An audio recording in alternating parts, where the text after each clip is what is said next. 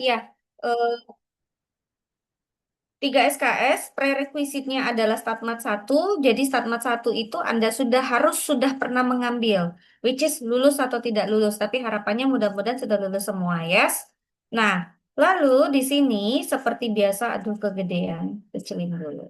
Oke, ini kita gini dulu. Oke. Nah, seperti biasa, nanti RPS ini silakan kalian baca sendiri. Ini ada deskripsi mata kuliah, capaian pembelajaran, begitu. Kemudian eh ada materi di sini. Nah, materinya yang akan dipelajari itu apa aja sih? Yang pertama, pertemuan perdana sekaligus babnya atau subbabnya kita akan berbicara tentang statistik dan distribusi sampling atau dalam bahasa Indonesianya sebaran contoh. Contoh itu sampel ya maksudnya ya, bukan contoh kayak contoh soal, tapi contoh itu sampel maksudnya. Jadi kita akan berbicara tentang apa sih statistik dan apa sih distribusi sampling, bagaimana caranya, teorinya seperti apa. Banyak sekali teorema di sini dan banyak sekali pembuktian dari teorema. Itu kalau Anda orang matematik harapannya sih tidak sulit.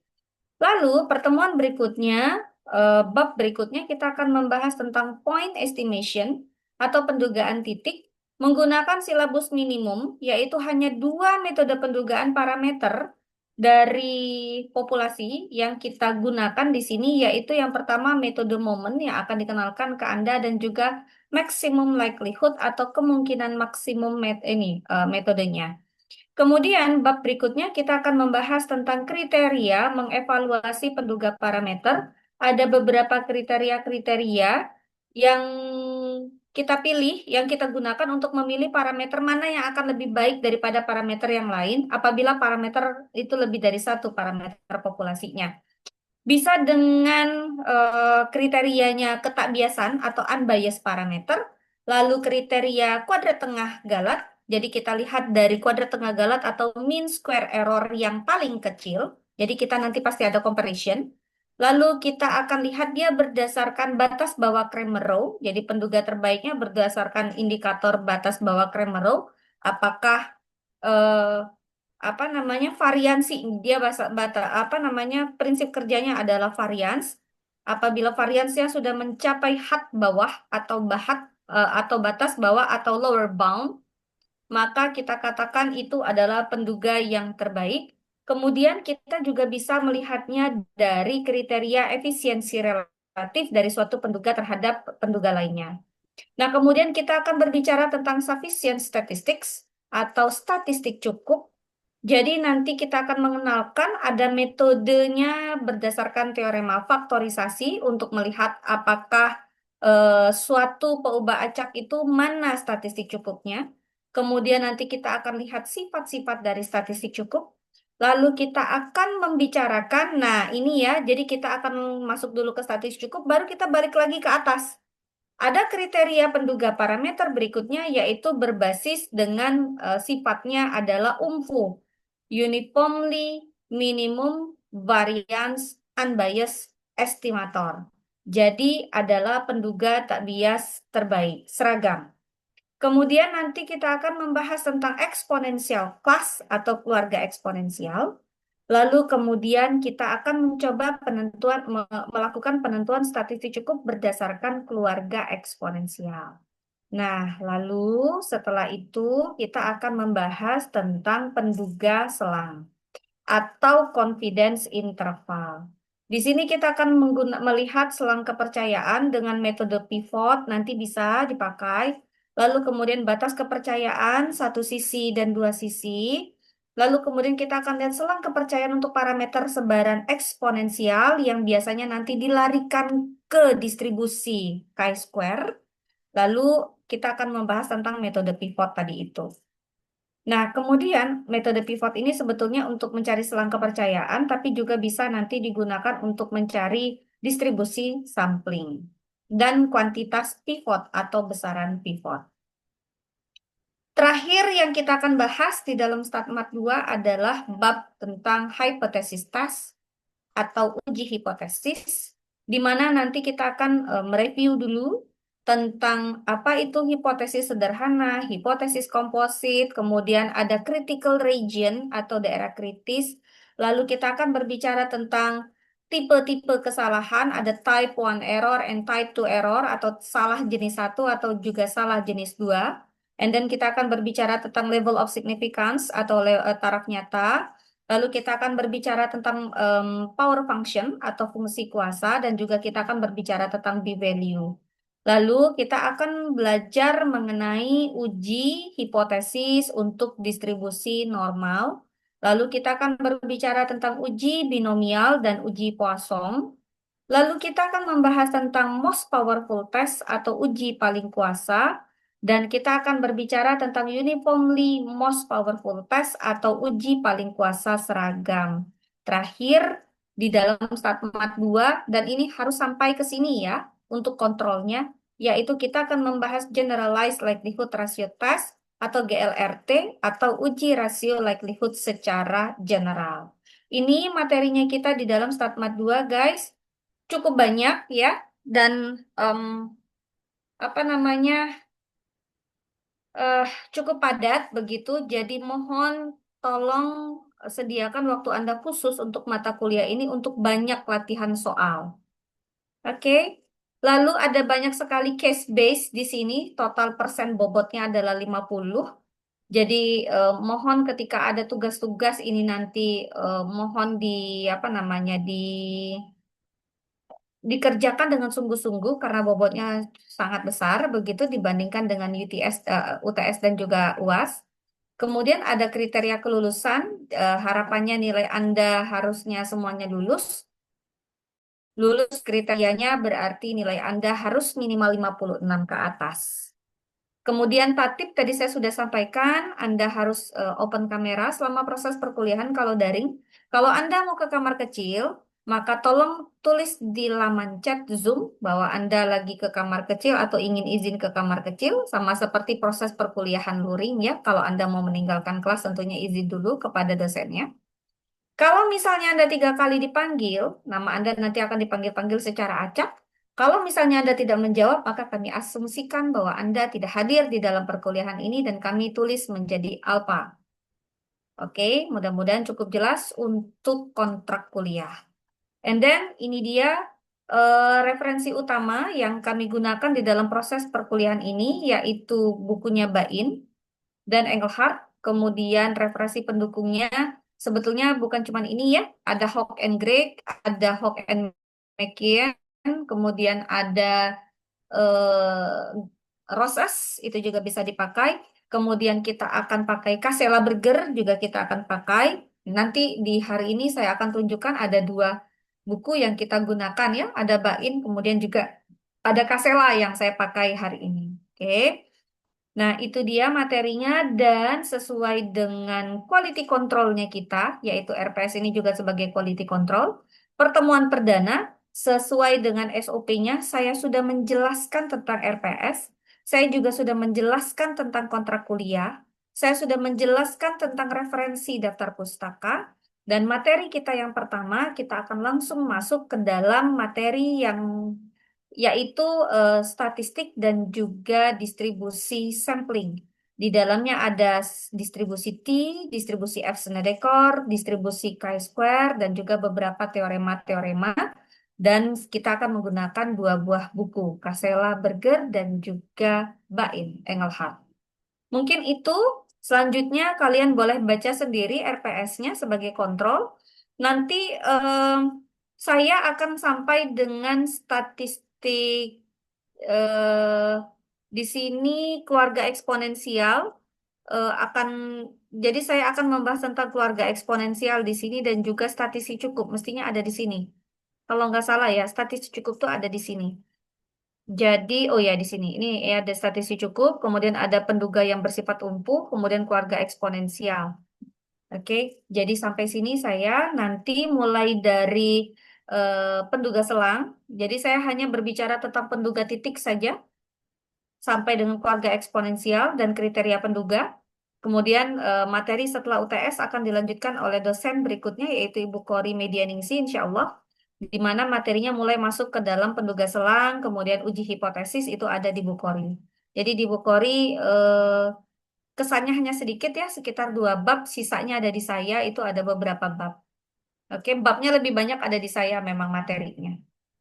Oke, silahkan apakah ada yang ingin ditanyakan sampai di sini mengenai RPS dan juga kontrak kuliah. Silahkan kalau ada yang ingin ditanyakan, guys.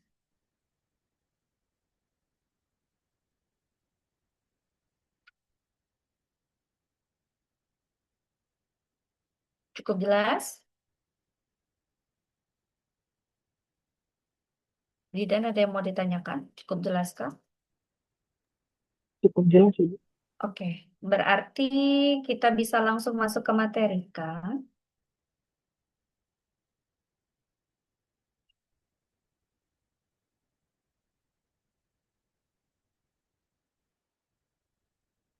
Bisa langsung masuk ke materi kita? Bisa, Ibu. Oke, baik. Saya, ini PJ kelas A siapa ya? Marsha. Iya, Ibu. Sama Ah, Lia. ada dua. Ada dua. Marsha dan Lira. Lira. Oke, di kelas B siapakah PJ-nya? Saya Ibu dan Muhammad Zidan. Sama siapa? sama Muh Bu Muhammad. Oh, sama Muhammad. Oke. Di kelas A ada berapa mahasiswa ya? Ada 35, Ibu. 35. Kelas B ada berapa? Kelas B ada 33 Ibu. 35 tambah 33 berapa? Kenapa? Nambah Kenapa Bu? 8 tambah saya. 69. Hilang satu. Ini baru 67, berarti hilang 2. Siapa yang belum join? Tolong dikontrol Marsha dan Zidan dan Lira dan Mu. Iya, Ibu. Oke. Nanti tolong laporkan ke saya ya setelah perkuliahan selesai ya. Oke, baik.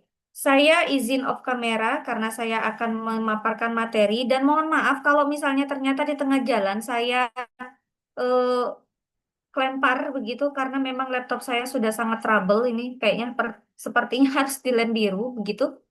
Jadi eh, suka mati sendiri. Apakah karena memang mesinnya atau karena baterainya saya tak tahu. Jadi mohon maaf kalau kurang nyaman ya. Nanti saya coba segera untuk apa nyalain lagi laptopnya terus saya join ulang kalau misalnya memang ada trouble. Jadi mohon maaf saya pada saat selama saya memaparkan materi saya akan coba tutup ya kameranya agar meringankan juga kinerja laptopnya.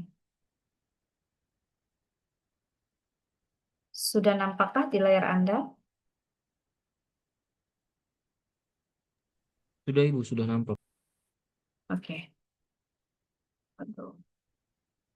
Oke.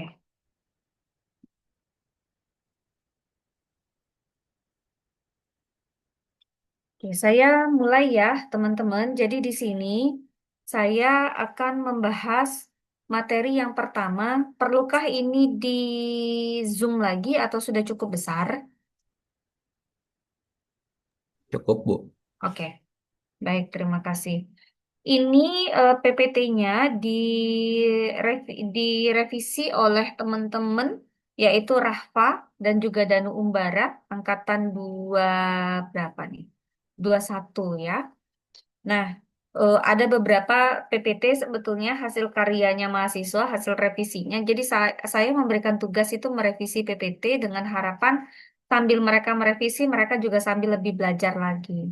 Oke, dan ini saya paparkan ke Anda menggunakan PPT-nya mereka, mudah-mudahan jadi amal jariah buat mereka juga. Baik, di sini saya akan bahas tentang yang pertama kita akan bahas tentang statistik. Oke. Nah, seperti yang kita sudah ketahui bersama bahwa kalau statistik itu adalah suatu nilai atau ukuran yang menggambarkan karakteristik dari si sampel. Ini contoh statistik ya. Ini juga sudah pernah saya bahas berulang-ulang di dalam kelas.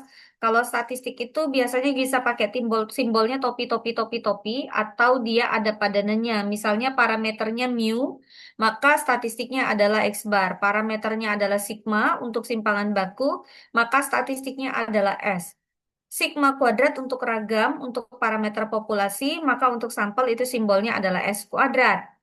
Oke, sedangkan proporsi biasanya P besar untuk populasi, sedangkan untuk sampel itu adalah P kecil. Jadi ada atau P besar tapi dia pakai topi tani ya.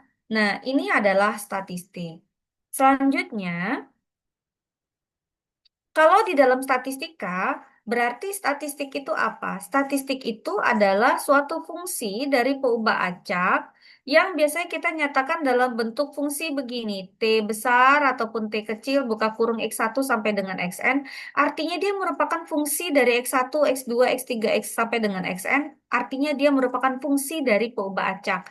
Peubah acaknya yang mana? Ini, X1, X2 sampai dengan Xn, artinya peubah acaknya berukuran N dan dia tidak bergantung pada sebarang parameter. Jadi tidak bergantung pada sebarang parameter tuh maksudnya apa? Dia tidak mengandung parameter apapun. Contoh, X bar. X bar ini statistik. Ada nggak parameter di dalamnya? Nggak ada. Parameternya apa biasanya? Mu. Di parameternya mu. X bar ada mu nggak di dalamnya? Nggak ada. Rumusnya X bar apa? Ini. Seper N sigma XI. Oke, jadi dia tidak mengandung parameter. Fungsi dari X1 sampai dengan Xn. Ini kan ada nih, X1, X2, X3, dan seterusnya ditambah Xn dibagi N. Maka dia fungsi dari X1 sampai dengan Xn. Maka X bar inilah yang disebut sebagai statistik. Jadi salah satu contoh statistiknya adalah X bar. Begitu juga misalkan sigma kuadrat. Sigma kuadrat kalau dikasih topi, dia menjadi statistik. Atau biasanya kita kasih simbol dia S kuadrat. Dia merupakan fungsi dari X1 sampai dengan Xn. Oke, berarti apa rumusnya? 1/N, sigma, XI, dikurang, X bar, dikuadratin. Ada nggak dia mengandung sigma? Nggak ada. Jadi dia merupakan fungsi dari X1 sampai dengan Xn? Yes. Oke, maka S kuadrat itu kita sebut sebagai statistik. Sampai sini adakah yang ingin ditanyakan? Lanjut. Kemudian, saya akan bahas teorema-teorema.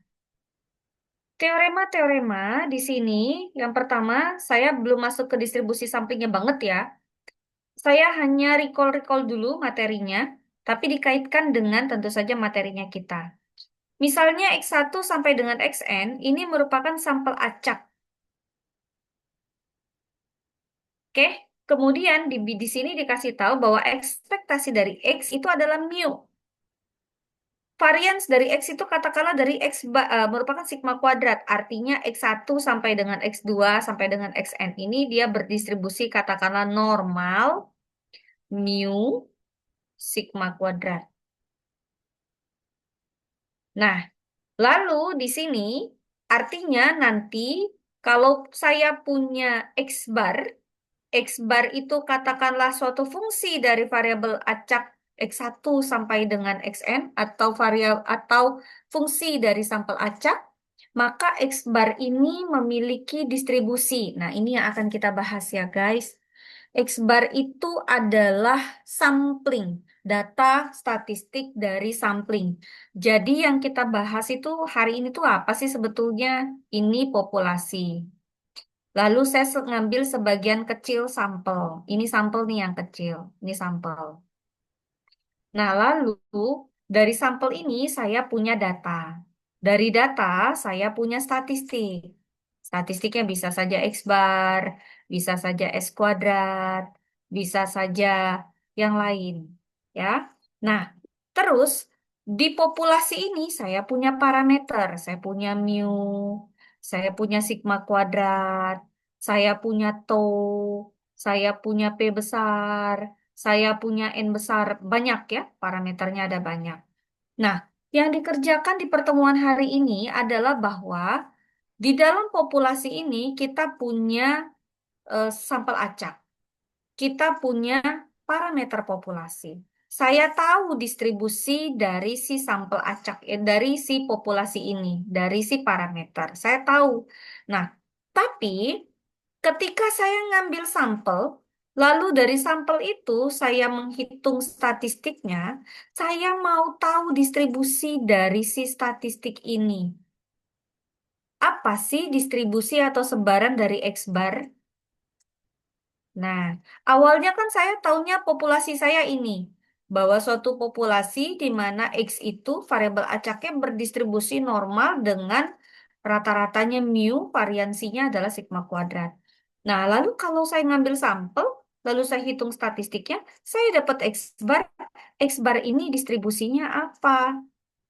Kalau saya punya statistik yang lain S kuadrat ini distribusinya apa? Nah, hari ini inilah yang akan kita bahas.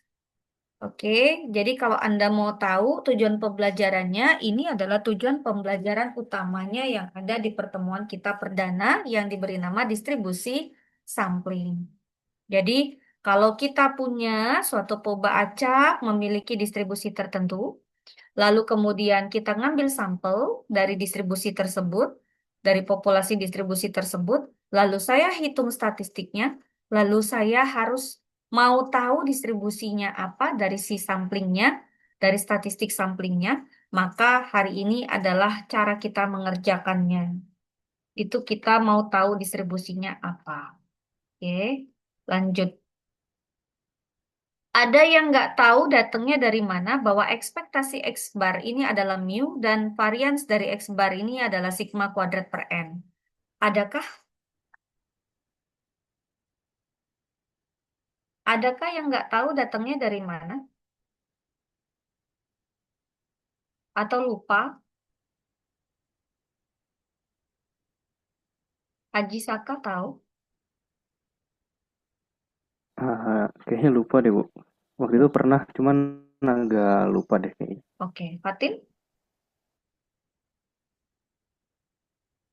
Lupa, Bu. Oke, kalau lupa saya share lagi. Lalu ini dia.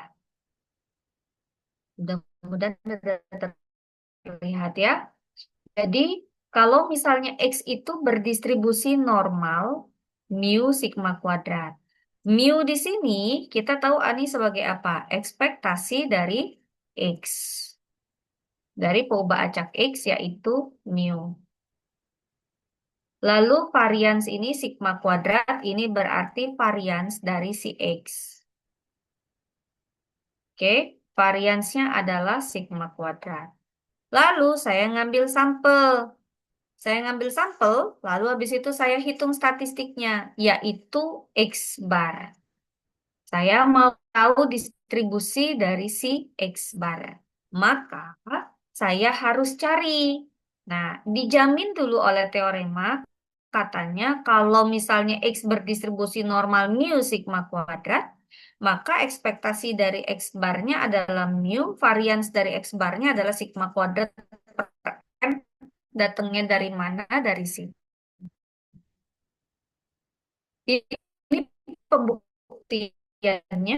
Ekspektasi dari X bar itu ekspektasi sama XI. Lalu N itu konstanta, karena N itu adalah jumlah sampel, maka seper N-nya konstantanya boleh pindah ke depan.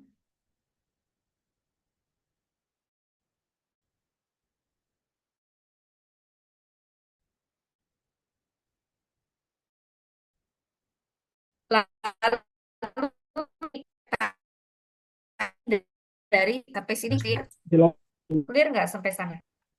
Oke.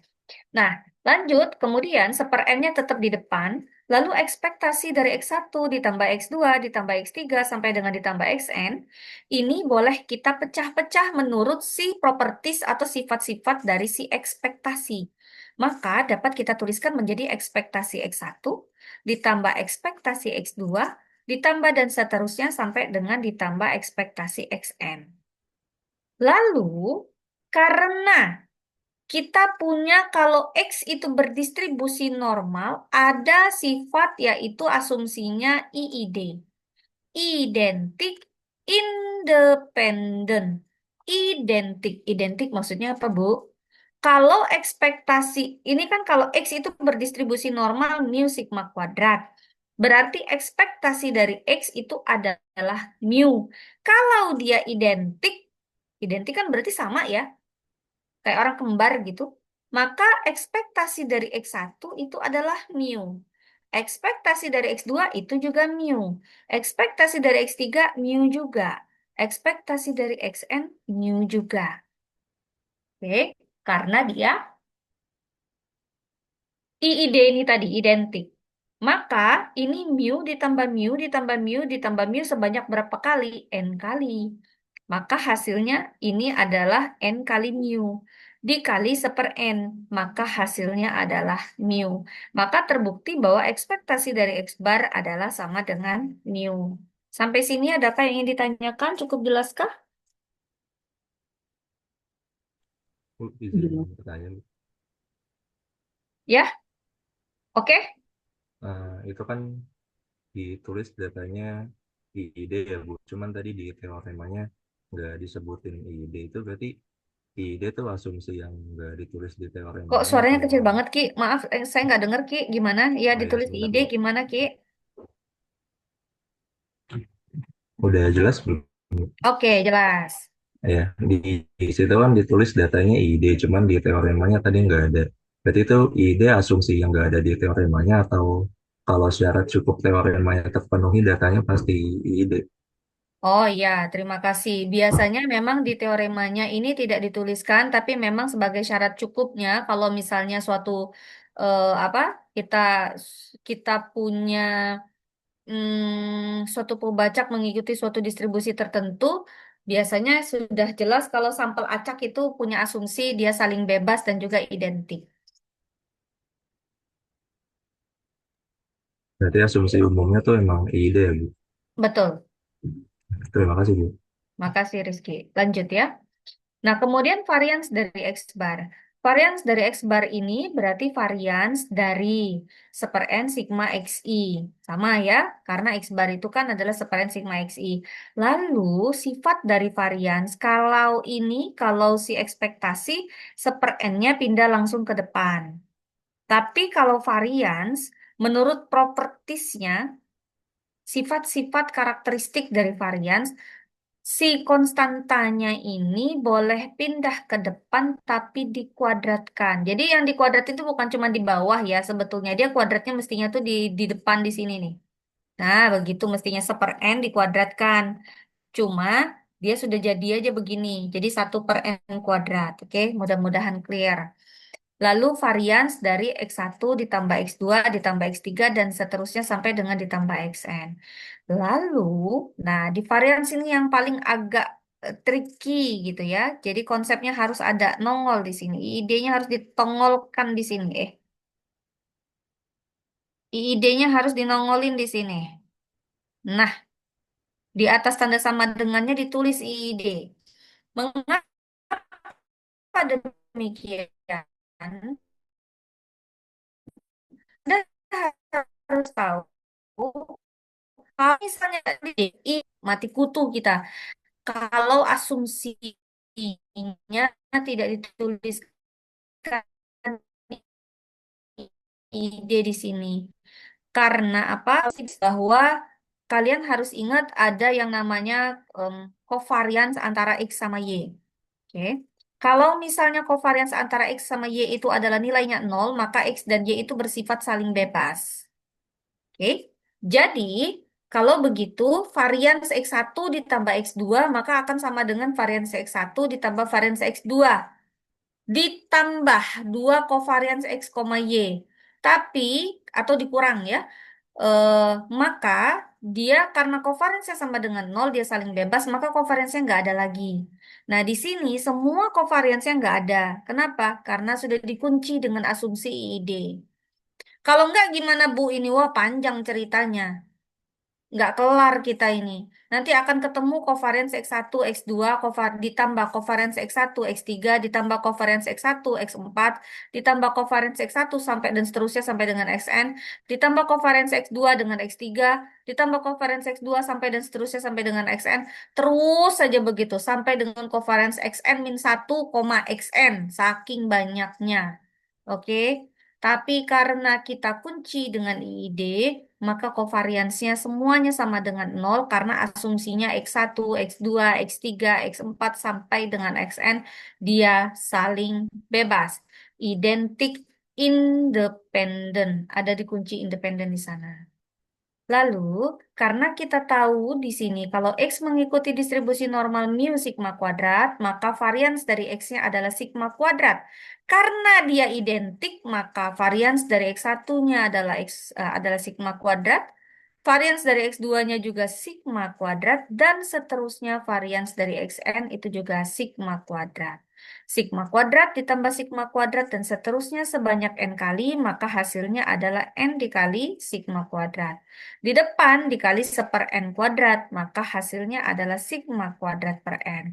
Lalu kalau ditanya kalau begitu sebarannya apa? Sebarannya distribusinya adalah kalau X bar itu berdistribusi normal. Normal apa? Normal mu variansnya sigma kuadrat per n.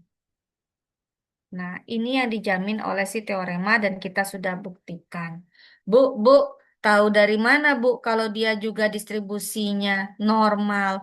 Kalau X poba acak berdistribusi normal mu sigma kuadrat, tahu dari mana, Bu? X barnya juga berdistribusi normal, maka itu juga sudah dijamin oleh teorema yang lain. Teoremanya yang mana? Check it out. Coba ya, saya stop share dulu. Masuk sini. Absen jangan senyum-senyum. Jangan fokus yang lain, fokus ini aja. Nah, ini dia. Apa ini gitu ya. Nah, coba kita lihat ya. Kita coba perbesar di sini. Sudah terlihat ya. Nah, di sini kalau kita lihat guys, coba ya. Suatu peubah acak memiliki distribusi normal mu sigma kuadrat. Maka katanya dijamin, jadi ini adalah dari buku Kasela halaman 627, Table of Common Distribution. Jadi adalah hubungan antar distribusi-distribusi yang common, yang memang sudah biasa dipakai oleh orang, dan memang secara nisbi di- diakui kebenarannya, bukan secara mutlak ya, karena kalau mutlak itu punyanya Allah ya. Oke. Di sini kita tahu bahwa katanya kalau X itu berdistribusi normal mu sigma kuadrat, maka X bar itu juga berdistribusi normal. Tuh balik ke sini dia. Nih yang ini ya. Dia balik lagi ke sini. Nah, di sini apa? Sigma XI. Bu. Tapi kan tadi kan X bar, Bu. Bukan sigma XI. Loh ya iya. Lah terus kenapa? Kan beda, Bu. Ya sama aja. Coba aja lihat. X bar itu kan adalah seper N sigma XI. Oke. Berarti kalau gitu sigma XI itu sama dengan apa? Sama dengan N dikali X bar dong. Oke, berarti sama aja ya. Jadi kalau misalnya X-nya berdistribusi normal, maka X barnya juga berdistribusi normal. Satu teorema distribusi sampling sudah saya kenalkan ke Anda. Oke, clear ya? Kalau X berdistribusi normal, mu sigma kuadrat, maka salah satu samplingnya yaitu X bar, maka X bar berdistribusi normal dengan rata-ratanya mu dengan variansnya adalah sigma kuadrat per N. Oke, X, kenapa begitu?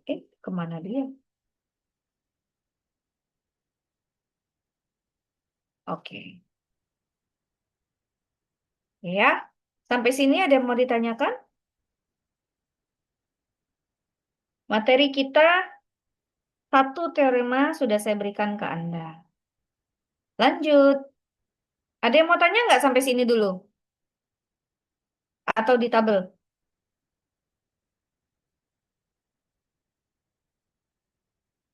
Ini buku Kasela. Lalu ini buku Bain. Oke, ini buku Bain.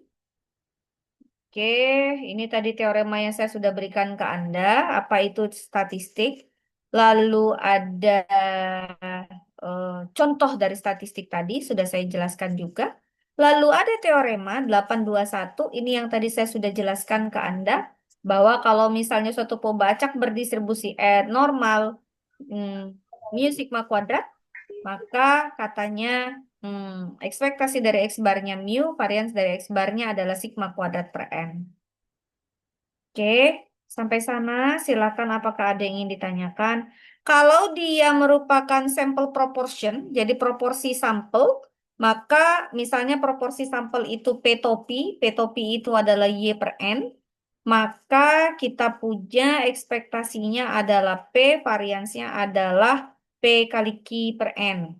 Ini nanti distribusinya adalah binom nanti jadinya. Jadi dari distribusi Bernoulli atau binom 1 akan menjadi distribusi binom. Maksudnya apa, Bu? Gitu ya. Maksudnya kalau dari sini, maka bentar saya ke paint dulu aja.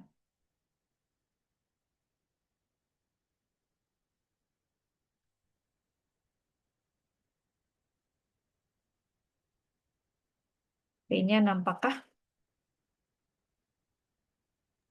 Nampak Ibu, nampak. Oke. Jadi kalau misalnya saya teorema yang kedua, kalau misalnya X berdistribusi, X-nya berdistribusi Bernoulli. Bernoulli itu boleh saya tulis binom, gini, 1, P, ini. Atau boleh juga saya tulisnya dia sebagai X berdistribusi Bernoulli. Jadi kalau Bernoulli itu kejadiannya cuma 1, makanya atau N-nya cuma 1. Atau hamil, ibu hamilnya cuma 1 orang, anaknya yang dikandung nggak kembar, maka itu contoh Bernoulli. Kalau ibunya lebih dari 1, maka nanti dia jadinya binom. Oke, jadi katanya kalau X itu berdistribusi Bernoulli, lalu saya punya peubah acak yang baru. Peubah acak yang barunya katakanlah ada Y per N. Oke. Di mana Y per N ini atau misalnya kita sebut sebagai sigma XI begitu. Misalkan ya kita sebut sebagai suatu peubah acak yang baru. Nah, ini gini. Jadi kalau X-nya berdistribusi Bernoulli dengan parameternya adalah P, maka jumlahnya ini mengikuti sebaran binom. Jadi distribusinya berubah menjadi distribusi binom N, P. Nah, gini. Oke. Jadi ini dijamin oleh teorema lagi. Lanjut. Jadi kalau X berdistribusi Bernoulli P, berarti kalau sigma XI berdistribusi binom N, P. Lanjut. Saya balik lagi ke ini. Lanjut ya. Nah, ini ketinggian dia. Saya balik dulu back to basic. Saya kembali ke PPT. Masuk ke distribusi sampling yang pertama. Oh, tapi sebelum ke sini, ini mah ketinggian. Oke, saya pakai ini dulu ya. Dia ada kurang nih materinya. Nah, mana ini? Saya mau stop share. Halo, halo, halo, muncul dong stop share-nya. Nah, saya pakai paint dulu. Hmm,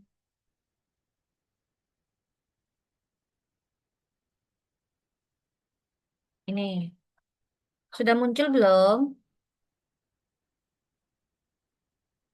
Udah, Bu. Oke, Udah Ibu.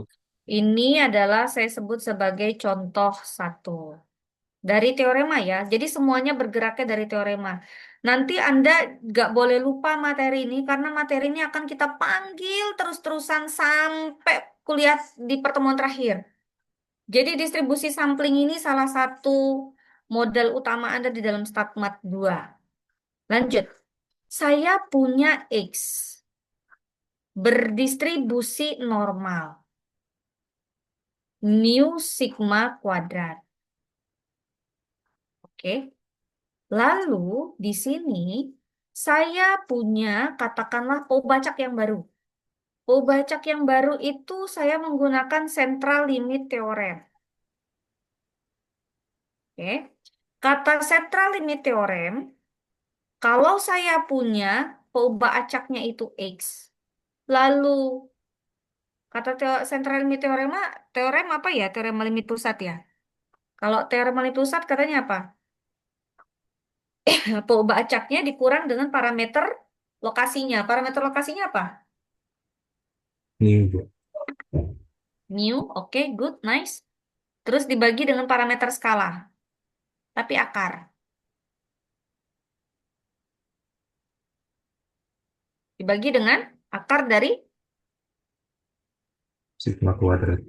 sigma kuadrat, maka jadinya apa? X X kurang dikurang dari mu sigma. dibagi Sigma. sigma. Dan biasanya ini kita notasikan dengan apa? Z, yes? Maka Z ini adalah Pobacak yang baru.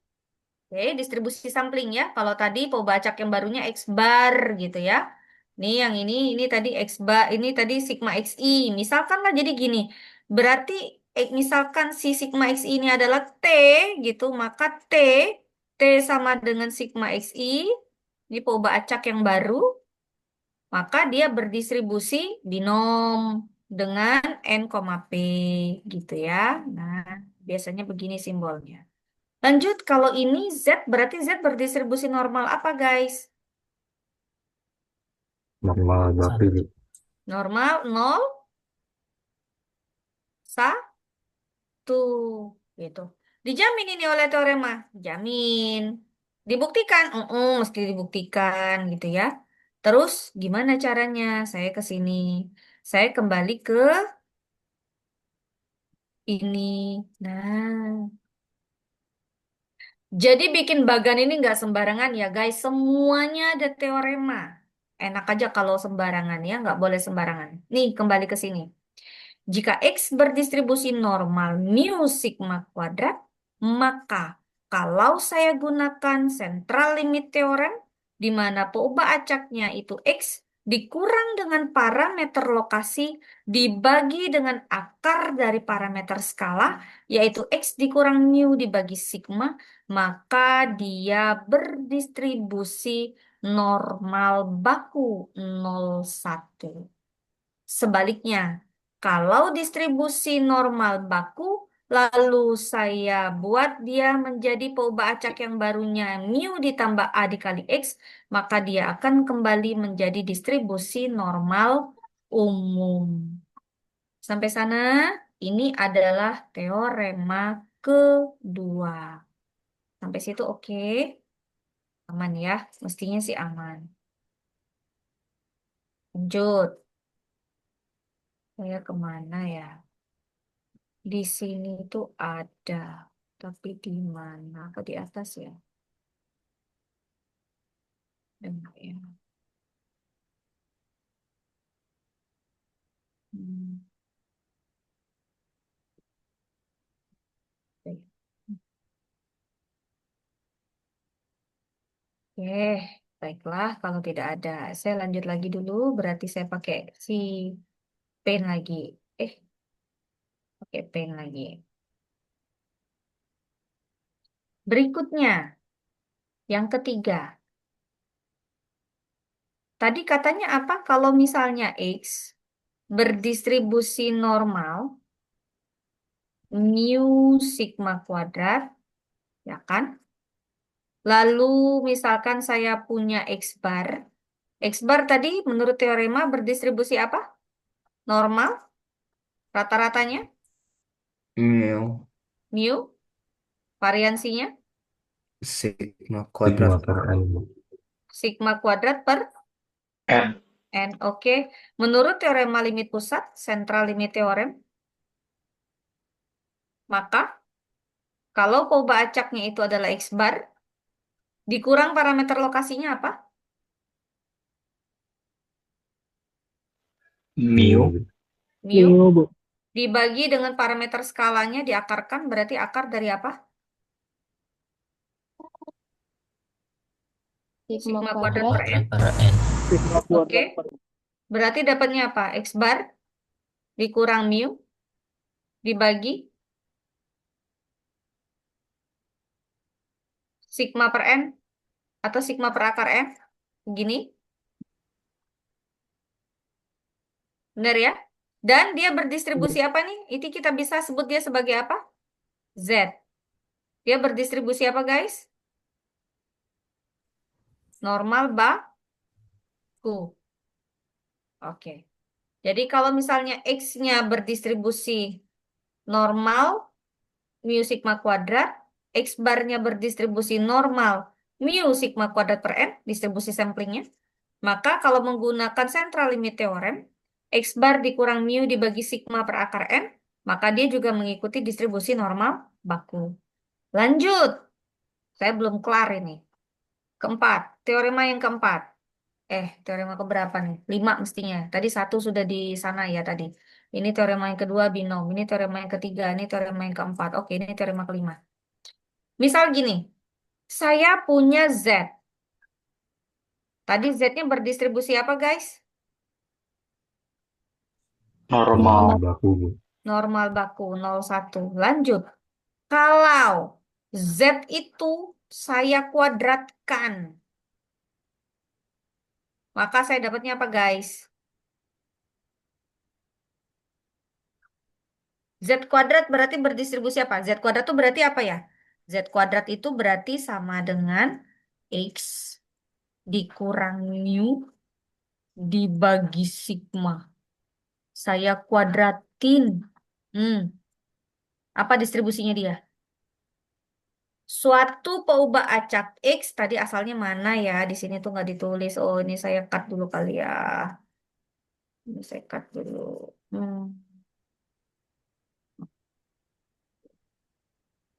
Suatu peubah acak X berdistribusi normal mu sigma kuadrat.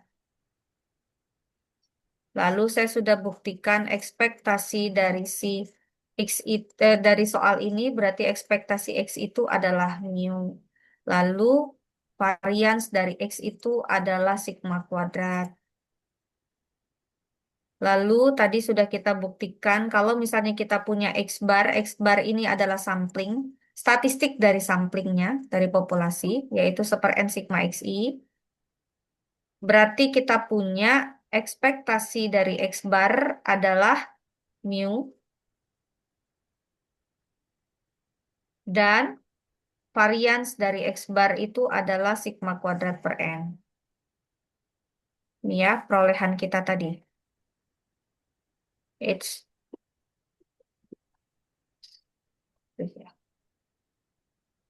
ini sigma kuadrat per N. Sedemikian hingga nanti kita akan dapat bahwa X bar itu menyebar normal mu sigma kuadrat per N. Ini sigma kuadrat per N. Oke. Nah, sekarang di sini kalau misalnya tadi si X bar itu menyebar mu sigma kuadrat per N, atau saya punya tadi yang ini, X dikurang mu dibagi sigma itu adalah berdistribusi normal baku juga. Atau di sini juga bisa saya tuliskan bahwa misalkan X bar dikurang mu dibagi sigma per akar N, begitu. Maka ini dia menyebar apa, guys? Kalau suatu peubah acak berdistribusi normal baku, lalu peubah acak itu dikuadratkan, maka dia berdistribusi, ada yang tahu? Apa distribusinya? chi-square bukan, Bu. Chi-square. Dengan derajat bebas berapa? 1. 1. Terima kasih. Siapa yang jawab? Siapa yang jawab? Nurkholiza. Iya, Ibu. Oke. Lanjut. Kalau misalnya peubah acaknya itu Z tadi itu, tidak cuma saya kuadratkan, tapi saya jumlahkan juga. Jadi sigma ZI, I-nya mulai dari 1 sampai dengan N. I-nya mulai dari 1 sampai dengan N. Maka dia berdistribusi apa?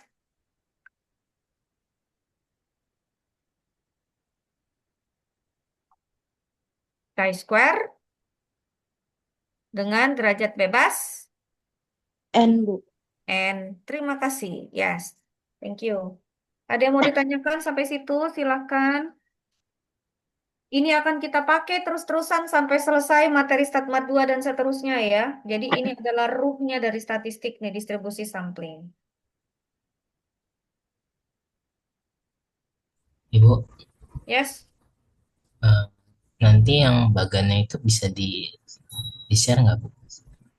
Oh, Yang tapi dari, yang ini tadi kan, yang banyak-banyak ini kan. iya, Bu. Iya, nanti itu ada di buku Kasela. Kalian nggak punya buku Kasela?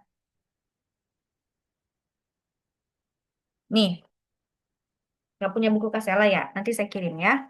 Di buku ya, halaman nih, halaman 627 yes.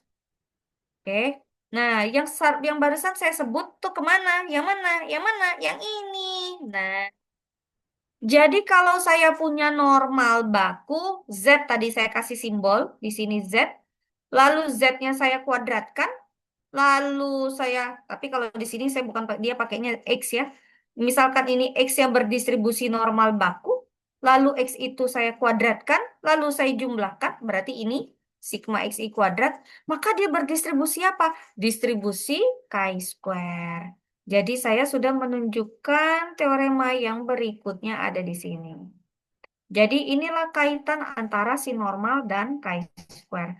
Normal umum dibakukan dapat normal baku dikuadratkan dapat chi-square. Oke. Tadi satu lagi tadi di binom. Nah, ini tadi binom. Binom sama Bernoulli. Ini tadi yang saya gambar, yang saya kerjakan. Suatu suatu peubah acak berdistribusi Bernoulli. Lalu kalau saya jumlahkan, maka dia akan menghasilkan distribusinya adalah binom. Binom, kalau misalnya N-nya cuma 1, maka kita sebut sebagai distribusi Bernoulli. Bolak-balik. Udah berapa nih saya jelaskan? Masih banyak yang lain ya. Nah, begitu juga nanti kita ketemu dengan di sini. Nah, ini kakak adik nih. Ini kakak adik nih. Tiga-tiga ini kakak adik semua ini. Ini sering banget kita kerjakan nanti. Ada kaitan, tadi kita sudah sampai ke chi-square. Ke chi-square, kemudian ada ke gamma, kemudian ada ke eksponensial. Ini tiga beradik ini. Tiga kakak adik ini. Jadi kalau chi-square, lalu misalkan kita ganti lambdanya dengan 2, gamanya dengan 2, maka dia bentuk khususnya menjadi eksponensial lambda. Lambda, kemudian kalau dia berdistribusi eksponensial, jumlah dari distribusi eksponensial berdistribusi gamma. Gamma R lambda. Gamma R lambda, kalau misalnya R-nya kita bentuk dengan bentuk khususnya yaitu V per 2, dengan lambdanya sama dengan 2, maka dia kembali ke distribusi chi-square. Oke, itu kaitan-kaitannya. Kemudian nanti di sini, ini tadi sudah ya, gamma, kemudian bentuk khususnya bahwa R-nya kita ganti dengan 1. Jadi distribusi gamma kita ganti dengan 1, maka kita akan menghasilkan distribusi eksponensial. Jadi mirip gamma dengan eksponensial ini mirip antara si Bernoulli sama binom. Kalau 1 dia Bernoulli, kalau dia sigma dia binom, ini juga sama. Kalau 1 dia eksponensial, kalau jumlahnya dia menjadi gamma. Jadi gamma ini menjadi bentuk yang lebih umum ya. Gamma ini adalah bentuk yang paling umum. Eksponensial itu adalah bentuk khusus dari gamma di mana R-nya 1. Dan kalau R-nya itu sama dengan V berdua, dia akan menghasilkan chi-square. Jadi gamma ini adalah kakaknya, adiknya ada 2, chi-square sama eksponensial. Yes? Lalu kemana lagi kita? Ini binom. Binom nanti kalau misalnya menggunakan large sampel, di mana N-nya mendekati tak hingga, maka bisa didekati dengan distribusi normal. Makanya kalau dilihat di sini gambar garisnya putus-putus sebetulnya di sini, karena dia merupakan pendekatan dari sini ke sini. Oke, didekati saja dia dengan menggunakan approximation kalau N-nya menuju tak hingga. Oke, lanjut lagi. Kita mau ketemu dengan si T-studentnya di mana. Nah, ini dia. Nah, dari tadi chi-square, tadi kan kita udah sampai chi-square ya guys. Dari chi-square, lalu kenapa bisa jadi F Snedekor? Lalu tiba-tiba jadi begini, jadi T. Lalu apa kaitannya T dengan si normal baku? Oke, nah ini yang akan kita kerjakan. Jadi, eh tadi yang ringan-ringan sudah saya berikan teorema-teoremanya, banyak ya teoremanya. Nah, terus di sini, hmm, kalau di chi-square, kenapa bisa jadi F Snedekor? Yuk, mari kita lihat dulu di sini. Hmm, saya kembali ke Paint.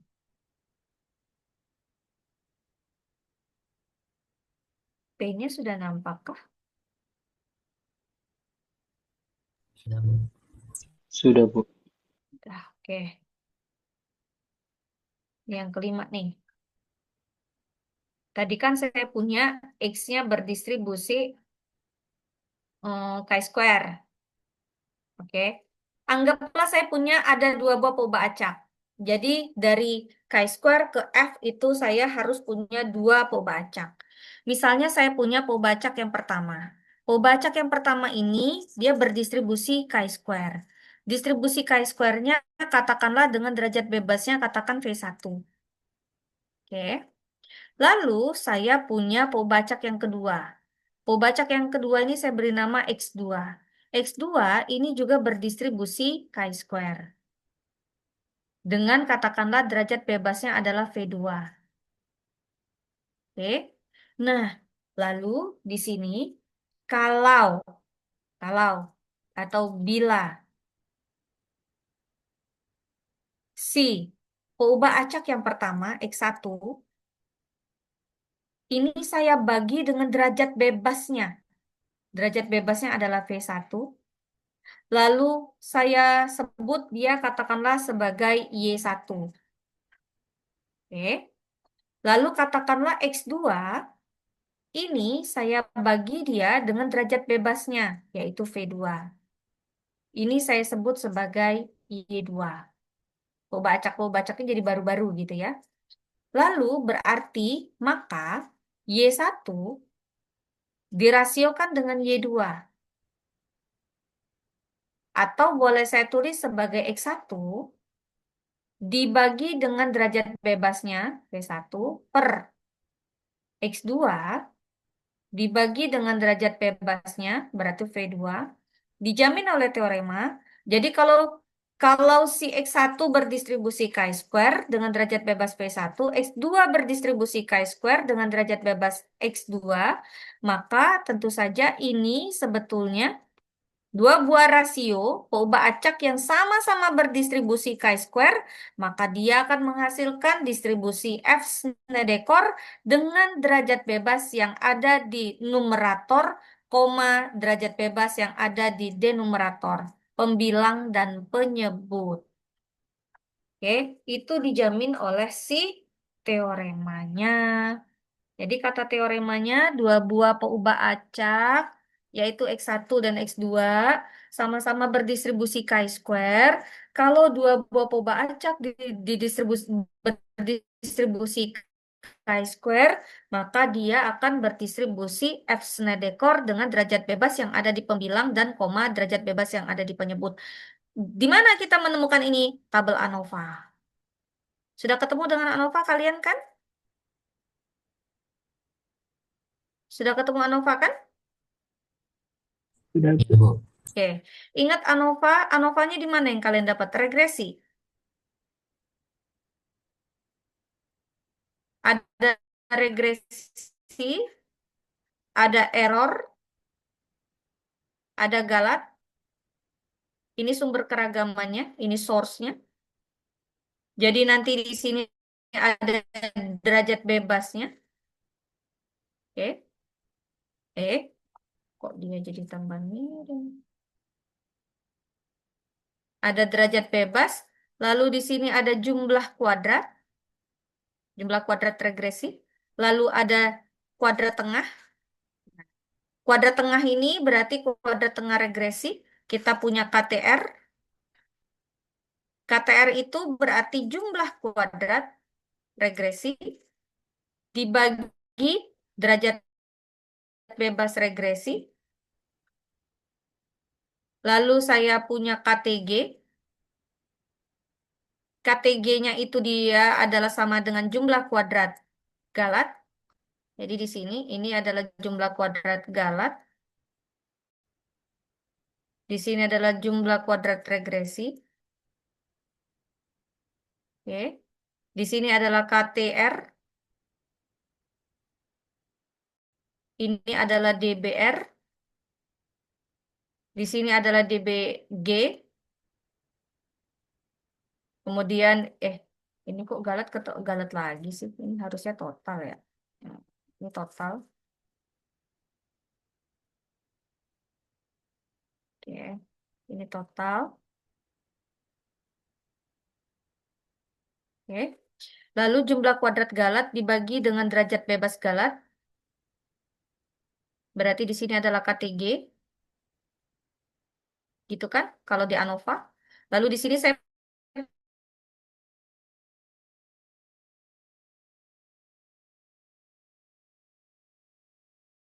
punya F hitung ya. KTG. Nah, kenapa F hitung itu? Kenapa jadi F Snedekor? Coba Anda lihat baik-baik. Jumlah kuadrat berarti dikuadratkan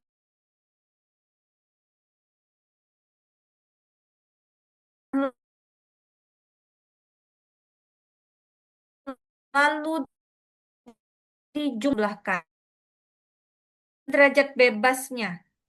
Jadi JKR dibagi derajat bebasnya, yaitu DBR. Terus JKG dibagi dengan derajat bebasnya. Coba lihat lagi sini. X1 dibagi dengan derajat bebasnya. X2 dibagi dengan derajat bebasnya. Jadi kuadrat tengah regresi itu adalah pada hakikatnya seperti X1 dibagi V1. Kemudian KTG itu adalah seperti X2 dibagi V2. Dan dia merupakan dua-duanya merupakan jumlah kuadrat. Ingat bahwa di sini posisinya di yang di sini tadi. Nah ini kuadrat nih, lihat ya, dikuadratkan lalu dijumlahkan. Lihat yang sini, dikuadratkan lalu dijumlahkan. Jadi prinsip kerjanya sama begitu. Makanya dia akan menghasilkan si ini. Makanya nanti kita punya si F itu. Makanya dia nanti akan menghasilkan si F, di mana F ini adalah kuadrat tengah regresi dibagi kuadrat tengah Galat. Dan ini dia nanti disesuaikan dengan F Snedekor, F gini, F tabel Anda punya. Di sini pastinya nanti Anda punya dengan membandingkannya dengan derajat bebas regresi, derajat bebas Galat. Nah, ini dia asal muasalnya dari tabel ANOVA kalau Anda mau tahu. Jadi konsepnya adalah dari distribusi sampling. Sampai situ, ini adalah contoh konkret dari si F Snedekor. Sampai situ silakan kalau ada yang mau ditanyakan.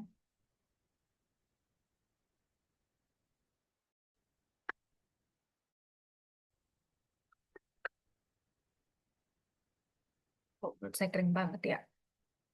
Cuap-cuap dari pagi kali ya. Hahaha. Lanjut.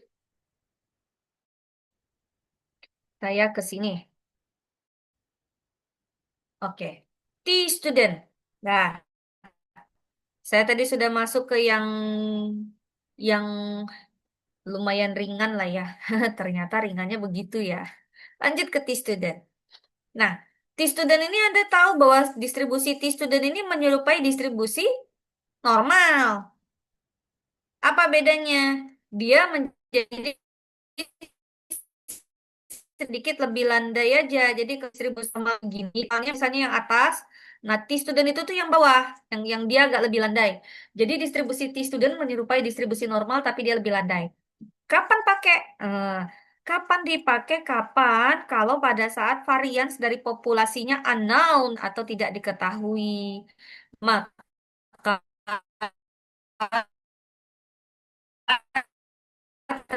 tentu saja kita nanti menggunakan insinya yang varian. Oke, lanjut ini teoremanya guys. Kalau misalnya Z berdistribusi normal 0,1, lalu punya acak yang kedua, yaitu V. V ini berdistribusi normal chi-square dengan derajat bebas V kecil. Lalu katanya, dua buah peubah acak Z dan V ini bersifat saling bebas. Maka, coba lihat ya, peubah acak yang baru, yaitu T, itu merupakan rasio dari dua buah peubah acak yang distribusinya berbeda. Z-nya normal, V-nya chi-square, lalu katanya Z dibagi akar dari V dibagi derajat bebas V kecil, maka T ini mengikuti distribusi T student dengan derajat bebas V kecil. Oke, dijamin oleh teoremanya. Jadi kalau saya ulang ya, berarti kalau T-student itu adalah gabungan dari dua buah peubah acak yang memiliki distribusi normal baku dan chi-square. Dirasiokan. Jadi Z dibagi akar dari peubah acak yang kedua yaitu V besar dibagi dengan derajat bebasnya karena ini chi-square, maka dia berubah menjadi distribusi T-student dengan derajat bebas V kecil. Di mana probability density function-nya atau fungsi kepekatan peluangnya dari T-student adalah dapat dinyatakan dalam bentuk seperti ini. Oke. Nah, ini buktinya. Mabok, Bu. Mabok-mabok dikit lah. Ini sebetulnya pakai metode transformasi yang ada di StatMat 1. Setelah UTS ya, saya ngajar, siapa yang ngajar Anda? StatMat 1. Bu Kori, kelas A, kelas B. Kelas A Jidat, sama siapa yang ngajar? kelas A sama Bu Kori.